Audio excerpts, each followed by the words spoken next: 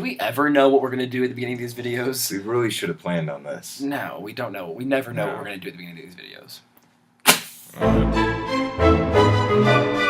Hey guys, I'm Tom. I'm Cutler. And we're two guys, one couch. It's Friday. Happy end of the week if it was your birthday this week. Speaking of birthdays, Facebook celebrated its 10th birthday this week, so... Yay! 10 years of allowing us to stalk our crushes and remember horrible things that happened to us in 2009. So I think the biggest news this entire week has been that Philip Seymour Hoffman died. That's like if Meryl Streep died. It's like this huge big deal. If you haven't heard about it, get out from under that rock! What's gonna happen with the next Hunger Game movie? Next you have Mockingjay, and, he's the game maker. So they have to incorporate that into the storyline. Are they going to kill him off, or are they just going to replace him as someone else and just not really talk about it? And they don't have any footage to use. So that we know of. They have already started filming it. Ooh, what if they already filmed the scene that they do need and he's in it? Are they just going to have to redo it?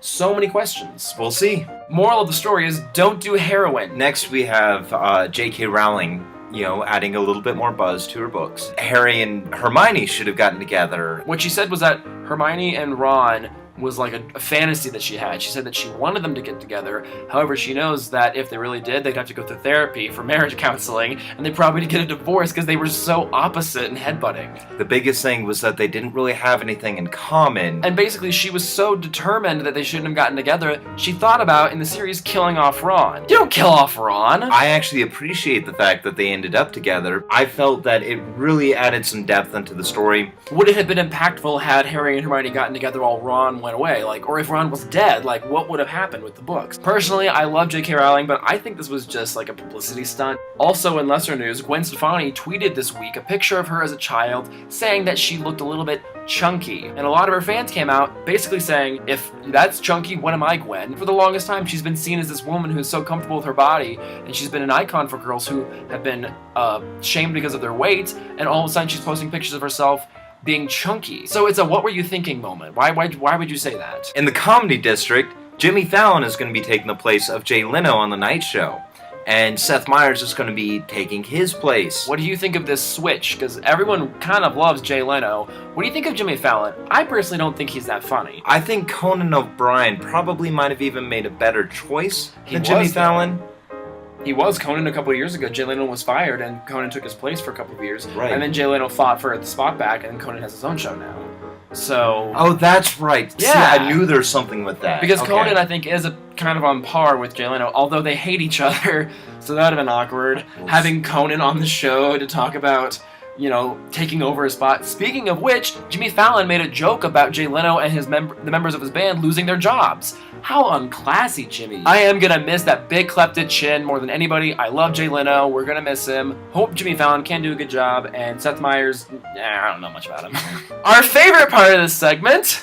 Scotland! They legalized same-sex marriage, which is kind of surprising that they didn't already do that because they have men running around in skirts all the time. Men in kilts have never been hotter. But I'm so happy that Scotland legalized same-sex marriage. The whole world is kind of jumping on the gay train. Choo-choo, mother... I know where I'm going on my next vacation. Speaking of gayness, AT&T recently came out in support of the LGBT community in Russia due to the controversy over the Russian Olympics. Maybe if I tell them that I'm gay, they'll give me a discount on my plan. Probably. Google today actually changed their banner. If you ever have a chance, hop online, go to google.com. You'll see they have a rainbow banner, which is absolutely fantastic. And in the rainbow banner are members of, I don't know if they're members, but they're people of different sports at the Winter Olympics in each color, and it's really sweet. So thank you, AT&T and Google, for being in support of us. We really appreciate it. Our heart goes out to y'all, in all seriousness. On to the Olympics. So last night, the opening ceremony for the Olympics in Sochi occurred, and we missed it because we were busy, but next Friday we're going to have a recap of as many Olympic sports as we can watch, so we'll let you know, because I love the Olympics. Although the controversy about the LGBT community in the Olympics this year is a little disturbing, I still want to kind of watch it because I want to support the American team. I just hope everyone gets in, wins, gets out safe. And we know that there was a lot of shit-talking about how Sochi was so unprepared for the Olympics. But what did you guys think about the opening ceremony last night? Comment below, say what you didn't like, what they could have done better, if you loved it, just, because we missed it and we just want to know. Exactly! We do want to give one last shout out. Happy World Cancer Day. 3 days ago. Cancer sucks. If you have a friend or a family member who's ever struggled with it, then you know the pain of cancer and you know how awful of a disease it is. So give someone you know who's had cancer, someone you know who knows someone who's had cancer, just a big old hug, let them know you support them, and kind of just blow up the internet with a push to find a cure for cancer. Alright guys, that's going to be it for this week, so tune in next week for How Do I Mondays, Weekly Wednesday Challenges, and another episode of It's Friday. Subscribe, like, comment, share, do your thing. Woohoo! Bye guys! Speaking of birthdays, it was Facebook's 10th anniversary this weekend, so... not this weekend. Your timing is impeccable. Thank you. A couple days ago, a bunch Red leather, yellow leather. Red leather, yellow leather. Wait for it. I am so majestic. Give someone who knows someone a hug. Give someone who knows someone. Everyone in the world gets a hug.